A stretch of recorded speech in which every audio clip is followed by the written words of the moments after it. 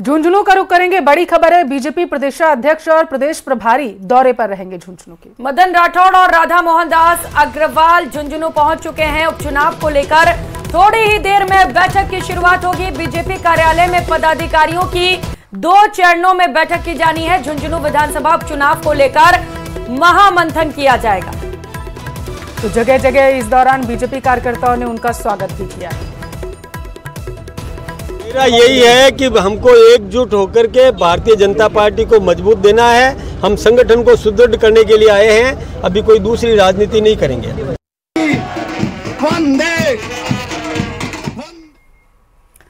तो थोड़ी ही देर में बैठक की शुरुआत होने वाली है। मदन राठौड़ ने कहा कि संगठन को मजबूत करने का काम करेंगे। सहयोगी कृष्ण सिंह शेखावत इस वक्त हमारे साथ जुड़ चुके हैं। कृष्ण, बैठक की शुरुआत होने वाली कुछ ही समय में कौन कौन पहुंच चुका है इस वक्त? जी, मैं आपको बता दूं कि आज झुंझुनू विधानसभा उपचुनाव को लेकर भाजपा की अहम बैठक है और इस बैठक के लिए प्रदेशाध्यक्ष मदन राठौड़ और जो प्रदेश प्रभारी हैं राधा मोहन दास अग्रवाल वो झुंझुनू पहुंचे हैं। और साथ ही जिले के प्रभारी मंत्री अविनाश गहलोत हैं, साथ ही भाजपा प्रदेश महामंत्री संतोष अहलावत और सरवण सिंह वगड़ी हैं, वो भी इस कार्यक्रम में पहुंचे। और 2 फेज में है वो कार्यकर्ताओं की बैठक होगी। पहले फेज में है झुंझुनू विधानसभा उपचुनाव को लेकर जो झुंझुनू विधानसभा के 5 मंडल हैं उनके मंडलों के कार्यकर्ताओं की बैठक होगी। और इसके बाद जो अपेक्षित कार्यकर्ता है उनकी बैठक होगी। बैठक के बाद जो वरिष्ठ भाजपा के कार्यकर्ता हैं उनसे 1-to-1 संवाद किया जाएगा और किस तरह भाजपा इस सीट पर जीते इसको लेकर रणनीति तैयार की जाएगी। जी, बहुत महत्वपूर्ण ये बैठक होने वाली है कृष्ण, क्योंकि खास रणनीति तैयार की जानी है उपचुनावों को लेकर। जी, मैं आपको बता झुंझुनू विधानसभा सीट है वो भाजपा के लिए अहम है, क्योंकि इस सीट पर भाजपा केवल 2 बार ही जीत पाई है। एक बार उपचुनाव में जीत पाई है तो एक बार सुमित्रा सिंह है वो जीत पाई है। ऐसे में इस सीट पर फतेह करना भाजपा के लिए बड़ी चुनौती है और उसी को ध्यान में रखते हुए भारतीय जनता पार्टी है वो हर पहलू से अपने कार्यकर्ताओं को संगठन और जो बूथ स्तर पर मजबूत करने को लेकर है वो काम करने में जुट गई है। और चरण की शुरुआत है वो आज यहां से होने जा रही है। इसमें जो प्रदेशाध्यक्ष हैं वो झुंझुनू पहुंचते ही उन्होंने मंत्र दिया कि हमें संगठन को मजबूत करना होगा और हमें जो आपसी मनमुटाव है उसको भुलाकर एकजुटता के साथ चुनाव लड़ना होगा। सीधा कार्यकर्ताओं बैठक में इन्हीं कुछ मूल मंत्रों की चर्चा जो है वो की जाएगी। बहुत शुक्रिया आपका जानकारी पहुंचाने के लिए। और पर्यावरण संरक्षण का संदेश लिए गुलाबी नगरी के सवाई मानसिंह स्टेडियम से शनिवार सुबह साइक्लोथॉन का आयोजन हुआ। हिंदू आध्यात्मिक एवं सेवा फाउंडेशन और सांस्कृतिक एवं नैतिक प्रशिक्षण पहल फाउंडेशन की ओर से आयोजित साइक्लोथॉन का एसएमएस स्टेडियम से मुख्यमंत्री भजनलाल शर्मा ने हरी झंडी दिखाकर रवाना किया। इस मौके पर मंत्री के बिश्नोई, सांसद मंजू शर्मा, विधायक बाल मुकुंदाचार्य के साथ ही संस्था से जुड़े पदाधिकारी मौजूद रहे। कार्यक्रम में मौजूद युवाओं को संबोधित करते हुए सीएम ने कहा कि हम सबका यह दायित्व है कि हम पर्यावरण का संरक्षण करें।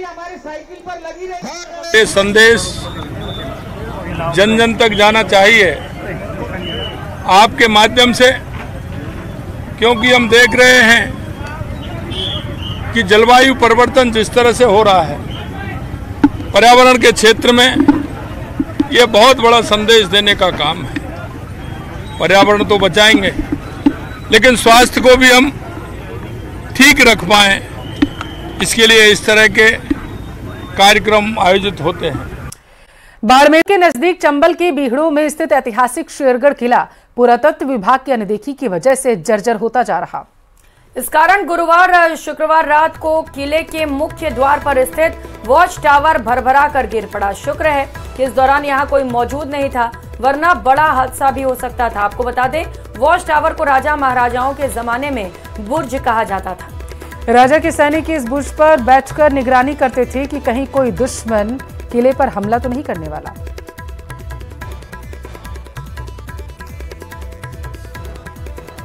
अगली खबर जैसलमेर से है, जहां आगामी दिनों में पर्यटन सीजन का आगाज होने वाला है। फिलहाल सामान्य रूप से पर्यटकों की आवक शुरू हो चुकी है। ऐसे में यहां आने वाले हर सैलानी बॉर्डर देखने की इच्छा रखता है। अब इंडो पाक बॉर्डर देखने वाले सैलानियों को तनोट में बीएसएफ की चौकी पर लाइन लगाकर पास बनाने से छुट्टी मिल जाएगी।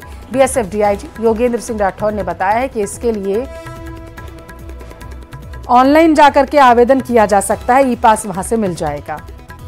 और इसके बाद तनोट से करीब 20 किलोमीटर दूर बबलियान वाला चौकी पर जाकर आप बॉर्डर देख सकेंगे।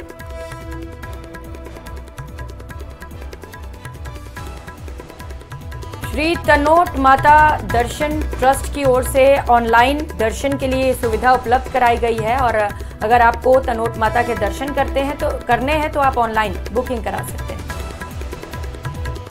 कोटा का रुख करेंगे, जहां बड़े बड़े हॉस्पिटल में मरीजों की परेशानियों को देखते हुए 142 जूनियर रेजिडेंट्स की भर्ती की गई। यह रेजिडेंट्स आगामी 3 महीने तक के लिए यहां पर सेवाएं देंगे। 2 दिन तक चले इस इंटरव्यू में 390 अभ्यर्थी पहुंचे थे। उनमें से 142 जूनियर रेजिडेंट्स की भर्ती ली गई है। जूनियर रेजिडेंट्स को 55,200 का मानदेय दिया जाएगा। प्राचार्य डॉक्टर संगीता सक्सेना ने बताया कि जूनियर रेजिडेंट्स की नियुक्ति से अब अस्पताल में दबाव कम होगा और मरीजों को बड़ी राहत मिलेगी। तो संभाग के सबसे बड़े MBS न्यू मेडिकल कॉलेज अस्पताल, सुपर स्पेशलिटी और JK लोन अस्पताल में डॉक्टर्स की कमी के चलते मरीजों को अक्सर परेशानियां होती थी और इससे अब निजात मिलेगी, ऐसी संभावना। 42 रेजिडेंट डॉक्टर जूनियर रेजिडेंट्स के लिए हमने वेबसाइट पर डाला था, उनकी इंटरव्यू किए थे। सुबह 11 बजे से इंटरव्यू शुरू हुए थे जो शाम तक बहुत देर रात तक चले थे। इसके एवज में हमारे पास 390 अभ्यर्थी आए थे और उनका इंटरव्यू लिया गया और रात को करीब 1:45 बजे करीब हमने रिजल्ट अपनी वेबसाइट पे पब्लिश कर दिया था। 21 तारीख से ही हमारे पास ये जूनियर रेजिडेंट्स काम पर आने लगे हैं, जिससे हमारी व्यवस्थाएं सुचारू रूप से चल रही है। खैरथल के भिवाड़ आज खटामला पहुंच चुकी है, जो रविवार सुबह छापड़ खेड़ी पहुंच जाएगी। राजसमंद जिले के चारभुजा क्षेत्र में शुक्रवार को हुई अच्छी बारिश से गोमती नदी का वेग बढ़ने के साथ ही नदी बीती रात को सिरोड़ी पहुंची, जहां पर सिरोड़ी नदी में बने दोनों एनीकट को भरते हुए करीब 11:15 बजे धायला पहुंची, जहां पर ग्रामीणों ने नदी का जगह जगह पर स्वागत किया। नदी को देखने के लिए ग्रामीणों की भीड़ उमड़ पड़ी।